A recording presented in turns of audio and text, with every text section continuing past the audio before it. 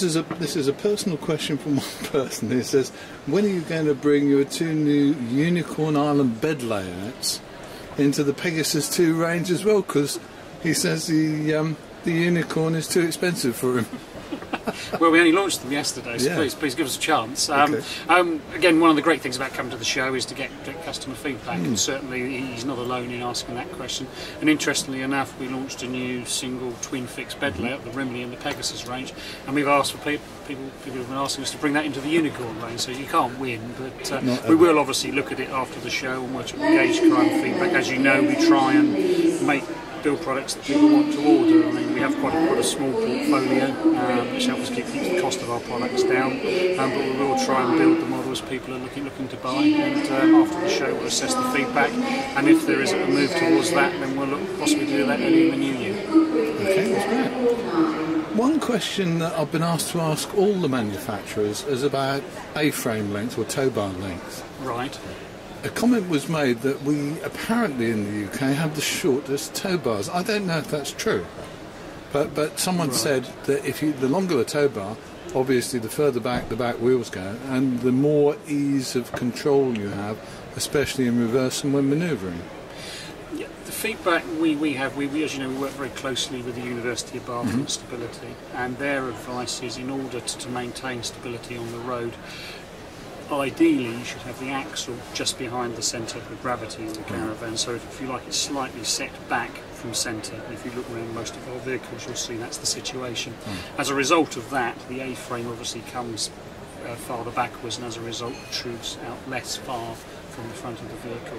So that's peculiar. As I say, we've done a lot of work with Josh Darling and his team at the University of Bath, and they reckon from a stability point of view that's the ideal arrangement, which is why Bailey as a manufacturer has a shorter A-frame, because the axle is actually farther back on the vehicle.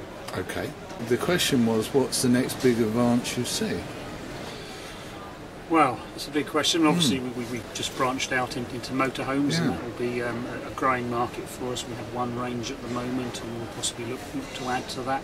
I think in terms of the portfolio where we are now, we're happy with the Caravan range. You've obviously got the 4 ranges, and we feel we've got a strong offering in each part of the market sector. But we'll look to adapt the Alutech system again. It's always taking on board customer feedback. Perhaps we'll take on some of your comments regarding the aesthetics of the system, while the structural integrity, the performance of the shed is very strong. Perhaps there's some work we could do on the exterior aesthetics of the Caravans to make them more appealing to some people. But again, the general trend at the moment is very much looking for smaller, lightweight Caravans, so we'll probably look to do some work in that area. We have the Orion range, but we can look to expand that. Again, trying to make Caravans more accessible to a wider range of people.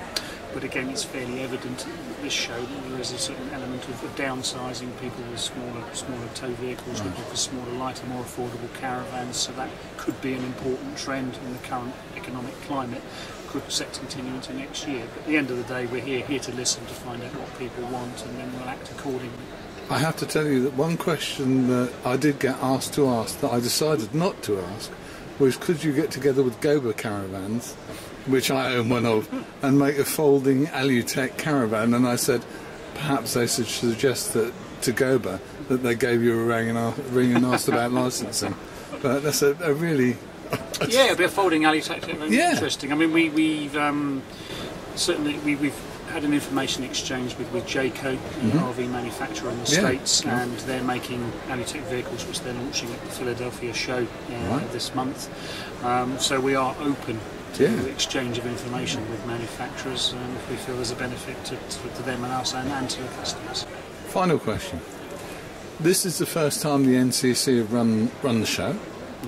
And from all we hear, they look as if they've done a damn good job. They've kind of changed the cost parameter for both the public and I think to a lesser extent for the manufacturers and retailers. What do you think of the show as it stands here and now? I think they've done a first-class job. There's no doubt about it. I mean, yesterday was fantastic. The attendances were well up. I think it's been a very well-organised event.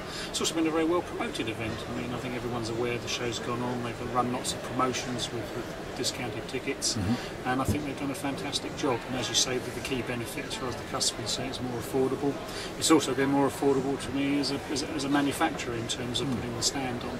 And as far as the industry is concerned, the real benefit is that the profits from the show will go back into the industry, the benefit of the industry, which can only be good for all of us.